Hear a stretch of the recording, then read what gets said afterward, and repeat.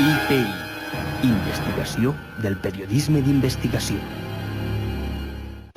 Lladres, delinqüents, butroneros, tots ells desitgen entrar dins les nostres cases. Però fins a quin punt som confiats els valencians? A qui li obriria vostè la porta? A l'IPI ho van voler investigar provant tot tipus d'excuses. Hola, soy yo, ¿me abres? Es que no fallo. ¿Quién eres? Soy yo, ábreme, que voy cargado. ¿Soy yo? ¿Alex?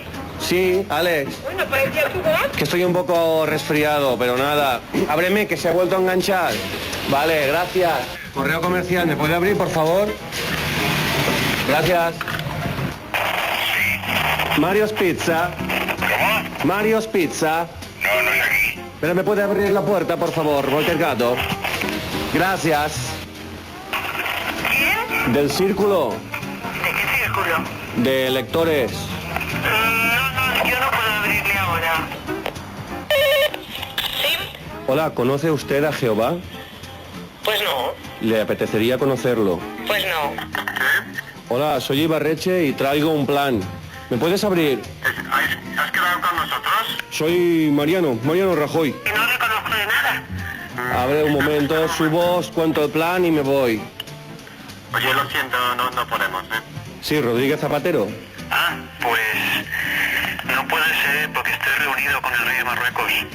¿Sí? Soy Carlos Rovira. ¿No me conoce? No. Carlos Rovira, de Esquerra Republicana de Cataluña, de Barcelona. A ver, suba. Vamos a hablarlo. Carot Rovira. Carot Rovira. Quiero entrar. Molt bé. Sí, nosaltres també ho vam flipar. Conforme està el temeta i el fàcil que li resultaria a Carot Rovira entrar dins la casa de qualsevol valencià. Vist això, vàrem decidir tirar-nos la manta al coll i provar amb els noms més inversemblants. ¿Sí? Hay una carta para ti. Sabe el genio, no podía fallar. ¿Sí? Lo que necesitas es amor. Hola, soy Mickey Mouse. ¿Me abres? ¿Y quién eres? Mickey Mouse, un ratón. ¿Eh? Un ratón. Ah, ¿y dónde va? Pues iba primero.